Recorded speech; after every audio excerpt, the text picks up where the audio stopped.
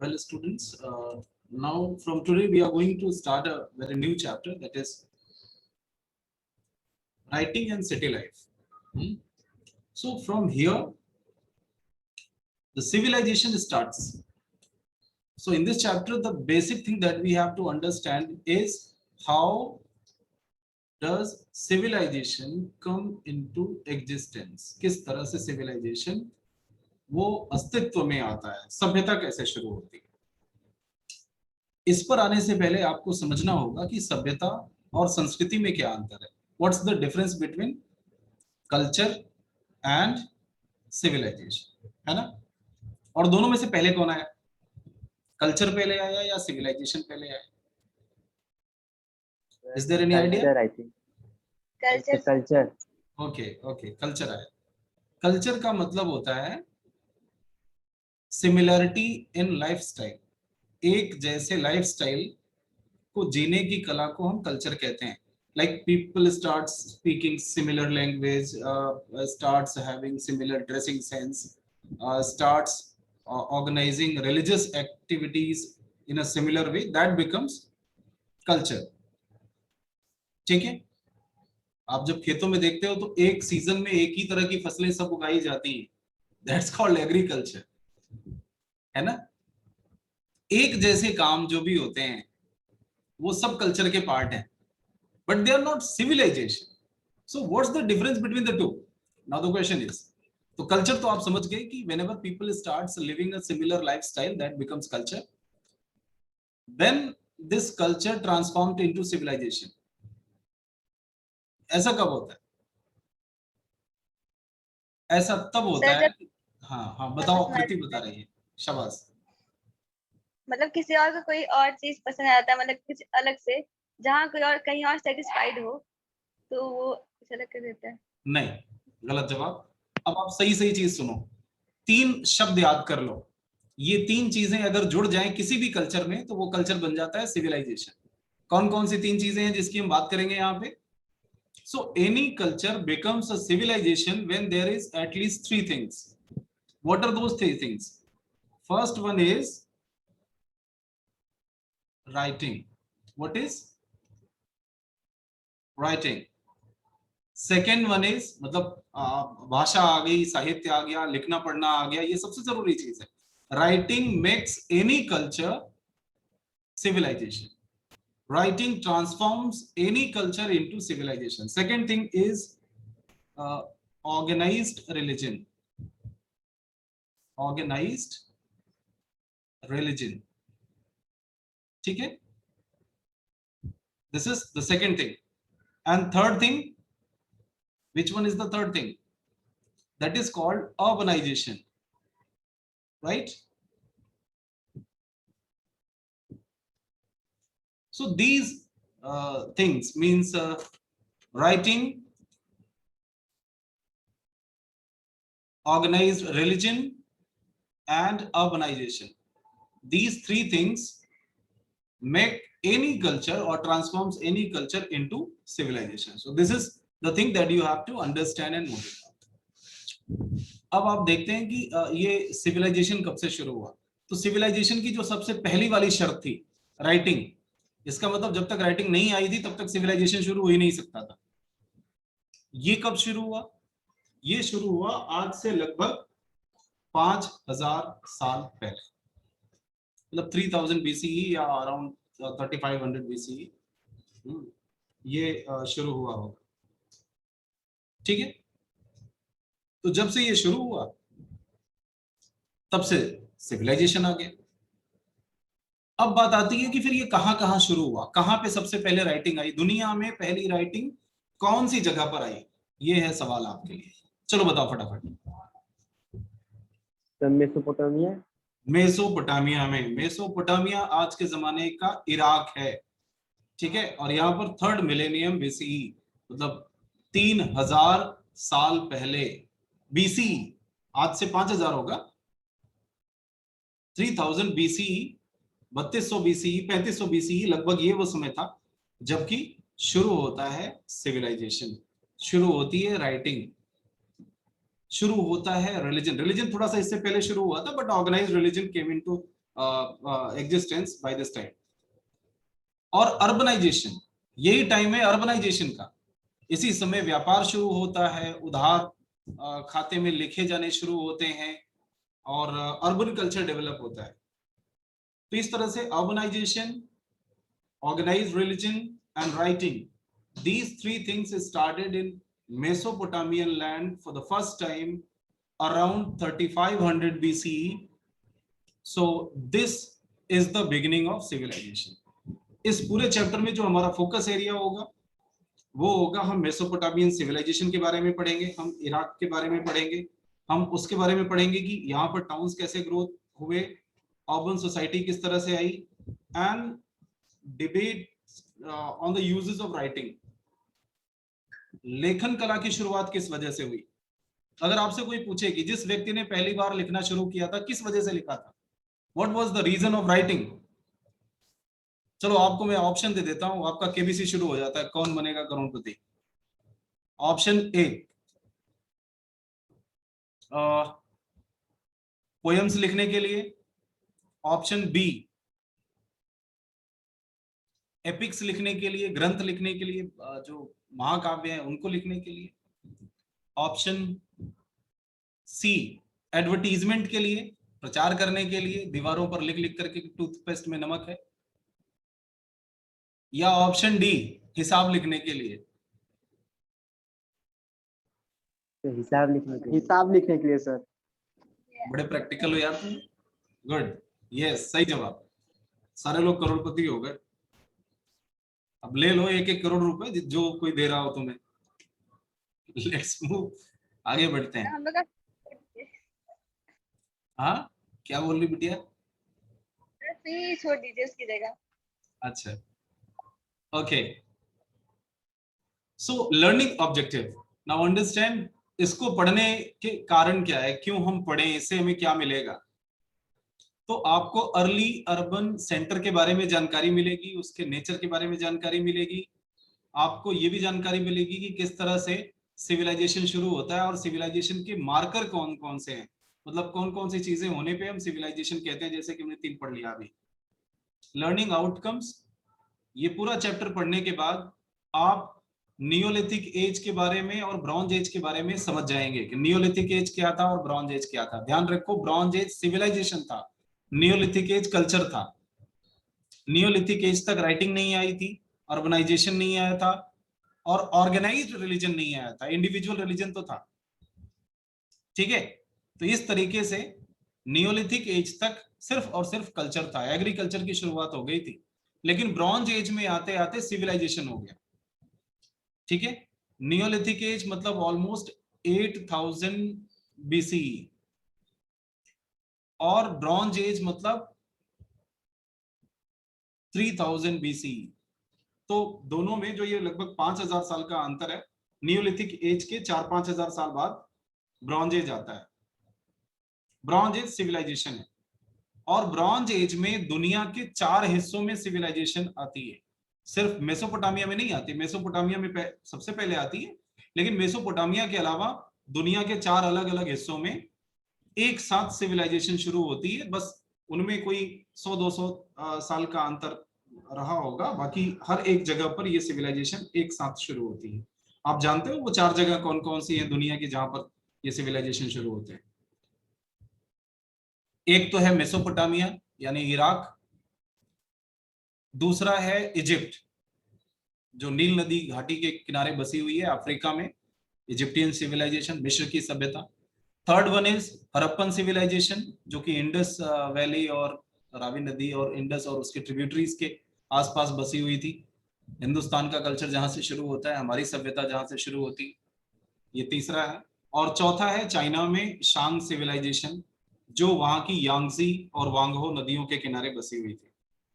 So you should learn that 4 civilization of the world are marked as Bronze Age civilization, and the beginning of Bronze Age is considered to be started from 5000 years ago. आज से लगभग 5000 साल पहले ये शुरुआत हुई। ये आप पढ़ पाएंगे, समझ पाएंगे। इनके अलावा आप उस दौर के सिविलाइजेशन और कंटेम्पररी आज के सिविलाइजेशन के बीच में एक ताना बाना बुनने की आपके पास क्षमता हो जाएगी. You could compare these two times and you can analyze the outcomes of sustained tradition of writing. You would understand कि तब से लेकर के और आज तक राइटिंग कैसे सस्टेन कर गई. So let's begin this from here. First thing first, यहाँ पर हम पढ़ने जा रहे हैं इंट्रोडक्शन के बारे में कि मेसोपोटामियन सिविलाइजेशन शुरू कैसे होती है. So you all should learn this thing. You all should keep in mind that the earliest civilizations started from river valleys, means the beginning of civilization, the place where the civilization begins are usually the river valleys. सभ्यताओं का जन्म नदी घाटियों में हुआ है, इसीलिए नदियों को सभ्यताओं की जननी कहा जाता है. Rivers are the birth place of civilisation. दुनिया भर की तमाम सभ्यताएं नदियों के किनारे फली फूली हैं, वहीं पैदा हुई हैं. क्या आप बता सकते हो कि नदियों के किनारे ही सबसे पहली सभ्यताएं क्यों विकसित हुई? इंसान सबसे पहले नदियों के किनारे क्यों रहना शुरू किया? Any idea? सर वहाँ पे पानी आराम से मिल जाता था. समंदर में और पीने वाला पानी, पीने वाला. हाँ सर समुद्र में तो नमकीन पानी रहता है जो हम लोग पी नहीं सकते ना. अच्छा अच्छा, ठीक है. और वहाँ पे नदी के किनारे रहने से बाकी जानवर वहाँ पास आते थे तो उनका खाना भी हो जाता था उसी जानवर से बढ़िया, मार शाबाश. के मतलब हंटिंग करके. पानी भी मिल गया और हंटिंग हो गया तो भोजन भी मिल गया. और कुछ? बस इतना सर आइडिया लग रहा है मेरे. ओके, किसी और के पास आइडिया? एयरटेल, जियो, कुछ भी नहीं? चलो, दो इसने बताया, एक दो मैं और बता दे रहा हूँ आपको, एड ऑन हो जाता है उसमें. एग्रीकल्चर, नदियों से सिंचाई हो सकता था तो एग्रीकल्चर कर लेते थे. ट्रांसपोर्टेशन, नदियों से सामान भेजा जा सकता था नाव बना करके दूर तक. फिशिंग, मछलियां पकड़ लेते थे. ये सब भी फायदे वाली चीजें थी. ठीक है, तो नदियों के किनारे जंगल भी खूब हो जाते थे, पानी खूब होता था, तो लकड़ियां, फ्रूट्स, रूट्स, ये सारी चीजें भी मिल जाती थी. So almost all the things that are necessary for human life are available besides the river. नदियों के किनारे जीवन इसलिए शुरू हुआ क्योंकि जीवन को चलाए रखने के लिए, व्यक्ति को जिंदा रहने के लिए जो सबसे मूलभूत आवश्यकताएं होती हैं, रोटी, कपड़ा, मकान, दवाएं, ये सारी चीजें नदी और नदी के किनारे के जंगलों से उपलब्ध हो सकते थे. Is that clear? Just a second बेटा. Yes sir. हाँ सर, हाँ बताइए. उनको थोड़ा मनीष सर को बता दीजिए. मनीष सर. अच्छा, नहीं, इन्होंने हमें मैसेज, इन्होंने अभी सुबह में मैसेज हमें किया है. हाँ, तो हमने कहा कि मनीष सर से हम बात करके बताएंगे, तब तक ये चले भी आए हैं. तो इन्हें मनीष सर से मिलवा दीजिए. मनीष सर से मिलवा दीजिए.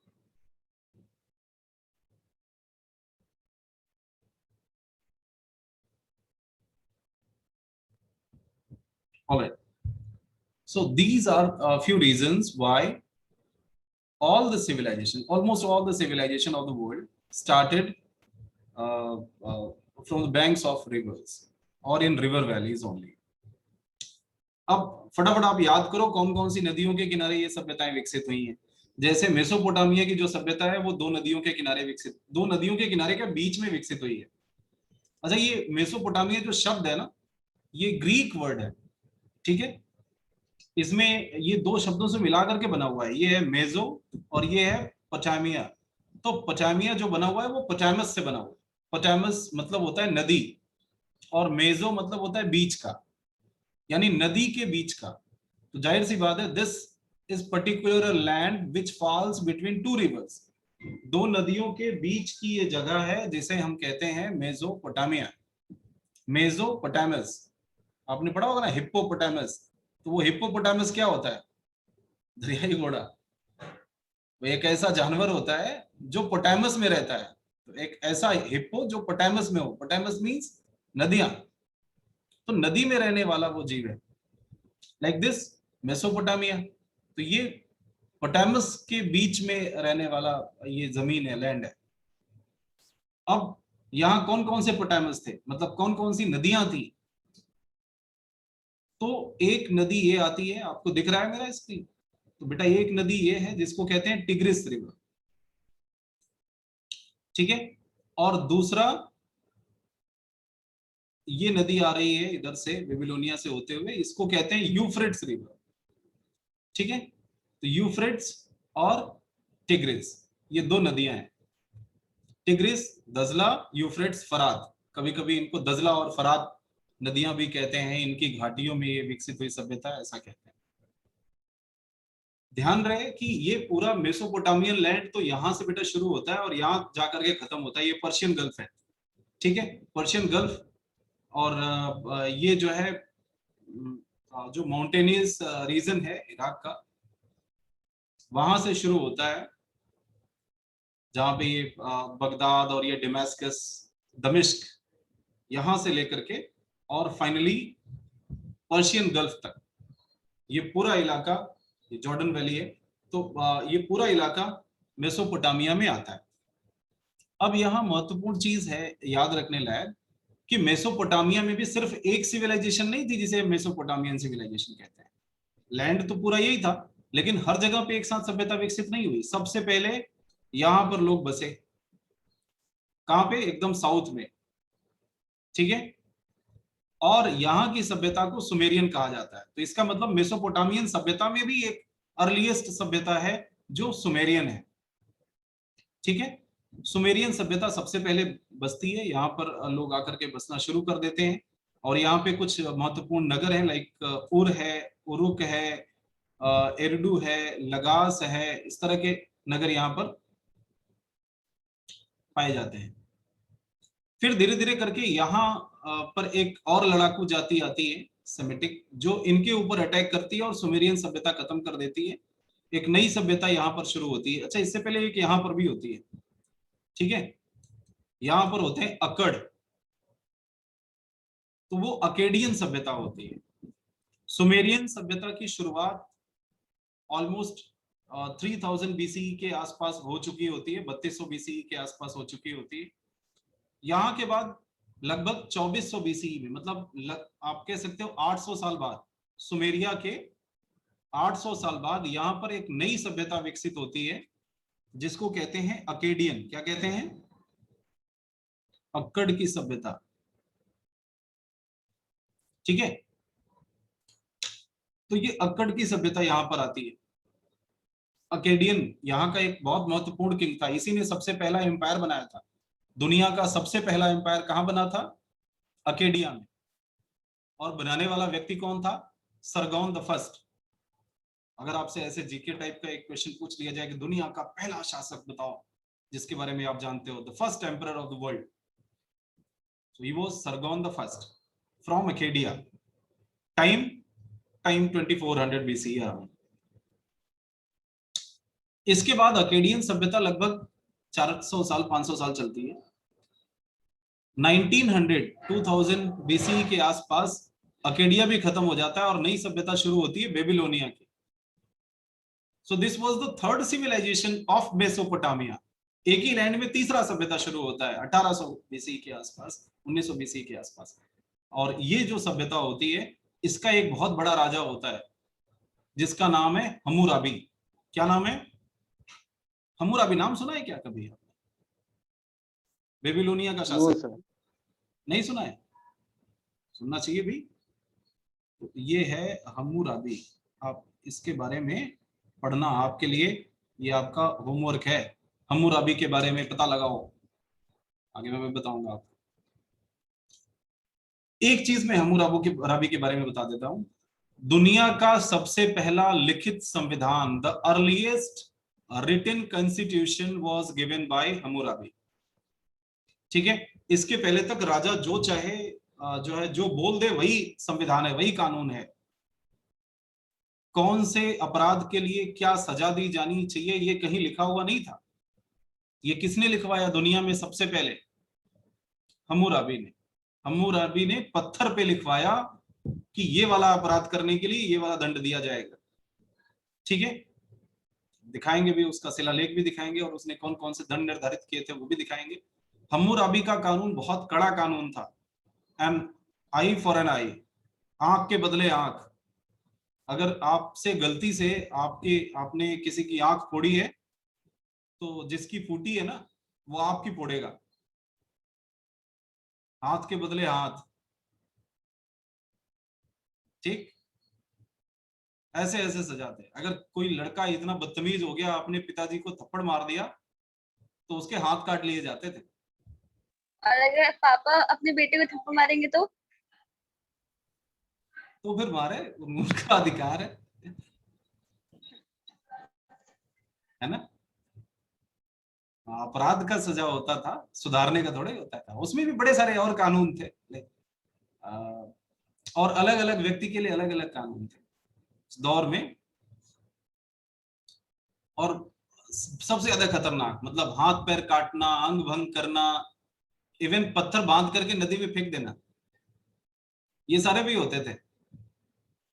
तो अभी हम दिखाएंगे भी कि वो कौन कौन से कानून थे और किस तरह से वो लागू किए जाते थे। So the most dangerous law of the world and first written law of the world was given by Hammurabi. इसके बाद बेबीलोनिया, ये सभ्यता बहुत वर्षों तक, लगभग 600-700 साल तक ये रहती है। यहाँ पर आपने सुना होगा वो हैंगिंग गार्डन और ये सब चीजें बनवाई गई, बहुत पुरानी सभ्यताओं में आता है। फिर यहाँ पे एक नई सभ्यता शुरू होती है असीरिया की।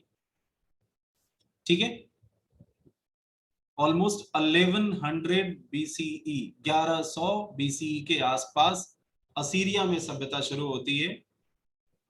यहाँ रहने वाली जो जाति थी उसे असुर कहा जाता था।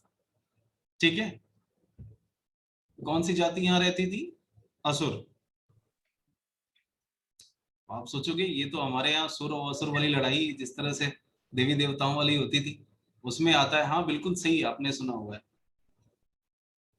ये सच में वही बात है। दरअसल पहले के जमाने में जब इंसानी सभ्यता शुरू हुई तो ऐसा कई सारे इतिहासकार ऐसा भी मानते हैं कि ये वही सारी जातियां हैं जो अलग अलग जगहों पर जाकर के बसी। तो किसी जमाने में ये सब एक जगह रहते थे, तो जो इधर आकर के बस गए और एक अलग ही तरह का कल्चर इन्होंने शुरू किया जो बाकियों से अलग था, खास करके आर्यन से अलग था।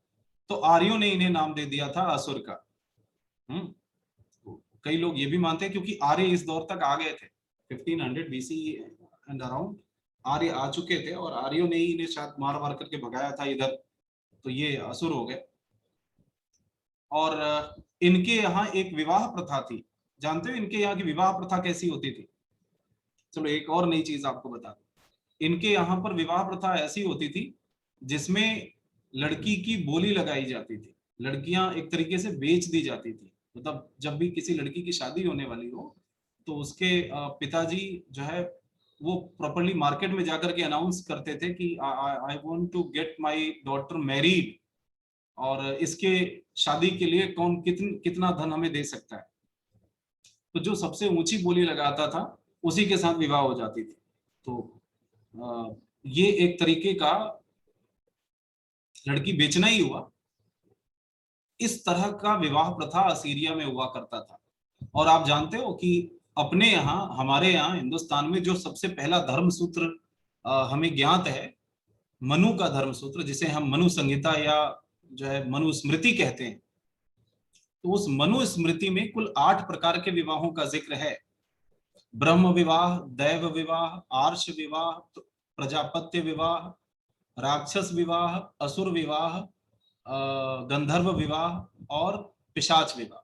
तो ये जो 8 विवाह हैं इनमें एक विवाह जो ये असुर विवाह है, ये एक्चुअली उसी विवाह को कहते हैं जिसमें लड़की बेची जाती है ना। ये विवाह यहाँ पर प्रचलित था और इसी का जिक्र मनुस्मृति में हुआ है। बाकी सारे विवाह तो उसमें ऐसे ही। ब्रह्म विवाह है जिसमें दान दिया जाता था, दैव विवाह है जिसमें पुरोहित के साथ ही लड़की का विवाह कर दिया जाता था, आर्ष विवाह है जिसमें ऋषि को सौंप दी जाती थी लड़की, या प्रजापत्य विवाह है जिसमें जो नॉर्मली आज होते हैं विवाह, घर वाले जो अरेंज मैरिज करते हैं वो प्रजापत्य विवाह होता है। ये सबसे फेमस रहा है और आज तक चलता आया है, जिसमें दान दहेज तमाम चीजें दी जाती है। तो ये 4 बहुत महत्वपूर्ण थे, माने जाते थे, अच्छे विवाह थे।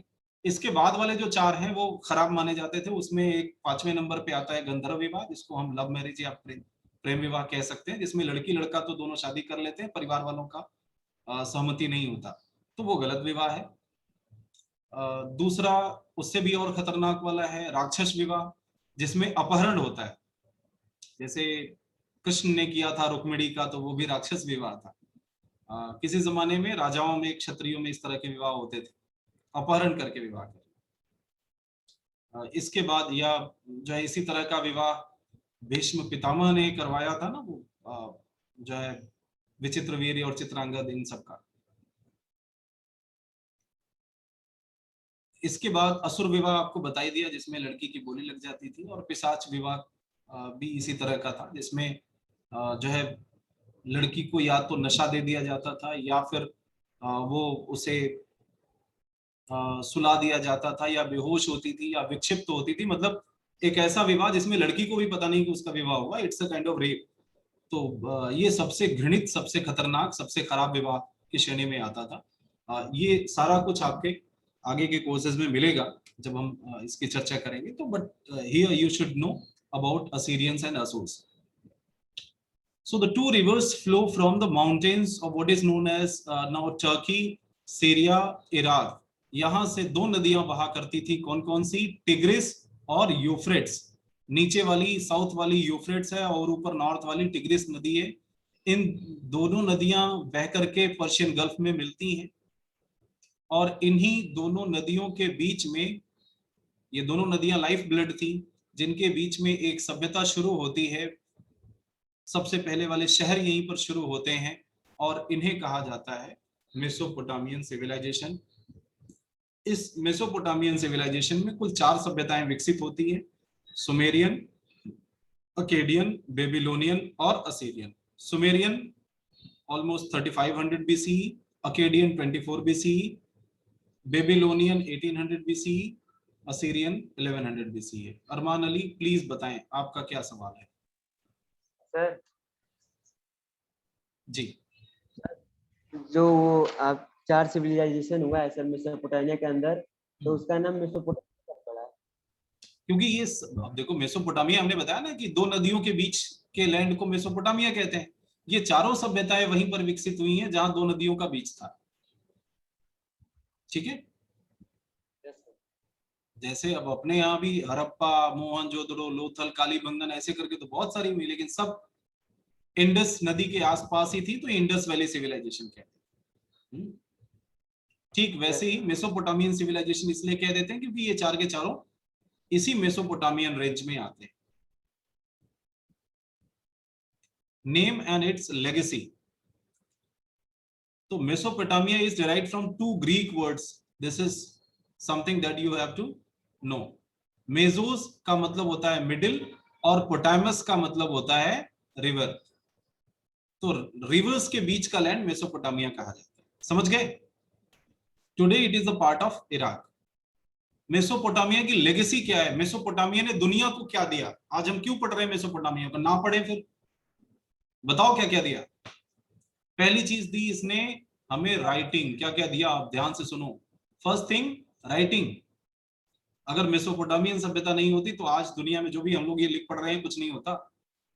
तो राइटिंग तब कोई और करता उसका वो। और कौन करता? कोई कर क्यों नहीं पाया? हर जगह तो थे, है कि नहीं? विकसित कोई नहीं कोई तो करता है। कर तो चुके थे। अब देखो हड़प्पा में भी लोगों ने लिखा था, लेकिन आज तक हम पढ़ नहीं पाए क्या लिखा था। इजिप्ट वाले भी कुछ लिखा पढ़ा करते थे, हेरोग्लिफ लिपि होती थी, लेकिन आज भी हम नहीं उसको बहुत समझ सकते क्योंकि वो भाव चित्रात्मक लिपि थी, कुछ पिक्चर जैसा बना हुआ होता था। वी डोंट अंडरस्टैंड, वर्ड्स नहीं थे, अल्फाबेट्स नहीं थे। ठीक है, और अल्फाबेट जिसकी शुरुआत हम मानते हैं, जो आज हम लिखते हैं ना अल्फाबेट, ये ABCD जो इंग्लिश अल्फाबेट है या हिंदी के अल्फाबेट है, अल्फाबेट की शुरुआत वो एक ग्रीक जो है सिविलाइजेशन से होती है। यूनान के पास एक जगह पड़ती है फिनिसिया, फिनिसिया से शुरू होता है alphabet. The earliest alphabet in the world initiated from Phoenicia, और वहीं से शब्दों की शुरुआत होती है, फोनेटिक्स वगैरह वहीं से आते हैं। ठीक है, इसके बारे में हम मैप में भी दिखाएंगे आपको, डोंट वरी। सिटी लाइफ, शहर में रहने की शुरुआत सबसे पहले यहीं पे होती है। व्यापार, ट्रेड, ये मेसोपोटामिया ने शुरू किया। लिटरेचर, राइटिंग की शुरुआत, लिटरेचर होगा ही होगा। मैथमेटिक्स, गणित, सबसे पहले गणित भी यहीं से शुरू हुई, अंक यही लिखा करते थे। और इनके यहाँ पता है सबसे इंपॉर्टेंट अंक क्या होता था? इनके यहाँ सबसे इंपॉर्टेंट अंक होता था 60। ठीक है, ये ध्यान रखना, ये इनका सबसे इंपॉर्टेंट अंक होता था 60। और ये इतना इंपॉर्टेंट हुआ कि आज तक हम वही फॉलो कर रहे हैं। आपको पता है, आप जब कहते हो कि नहीं 1 मिनट में 60 सेकंड होते हैं, कह लिए होते हैं, 100 क्यों नहीं कर लेते हो? मेसोपोटामिया वालों ने करके दिया था, आज तक उसी को लेके झेल रहे हो। ये उन्हीं का देन था। 1 घंटे में 60 मिनट होते हैं, तो ये 60 वाला पूरा जो कंसेप्ट है, जिसके आधार पर आपने पूरा 360 डिग्री तक बना लिया है और पूरा ग्लोब और दुनिया भर की चीजें आप कर रहे हो, ये इन्हीं के देन है। सबसे पहला जो वर्गमूल होता है, जिसको हम स्क्वायर कहते हैं, स्क्वायर रूट निकालने का फॉर्मूला इन्होंने दिया था, आज तक हम फॉलो कर रहे हैं। तो मैथमेटिक्स इन्होंने दिया, एस्ट्रोनॉमी इन्होंने दिया, दुनिया का पहला कैलेंडर बना करके इन्होंने दिया, 12 महीने, आज तक हम फॉलो कर रहे हैं। हमारी औकात नहीं हो इन 13 में बांट लें या 15 कर लें। दुनिया के तमाम लोगों ने कैलेंडर बनाया, रोम में अलग बना, इजिप्ट में अलग बना, हमारे यहाँ अलग बना, लेकिन सब फॉलो इन्हीं को किए अंत में।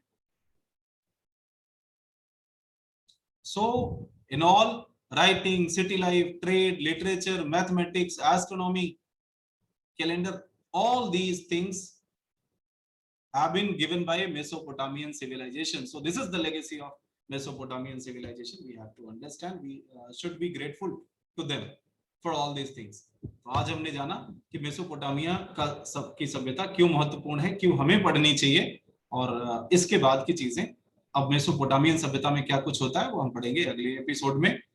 तब तक के लिए आप सारे लोग अपने अपने घरों में सुरक्षित रहें, स्वस्थ रहें। फिर मिलते हैं अगले एपिसोड में इसी चैनल पे। Thank you sir. Okay, have a good day. Thank you sir. Good day.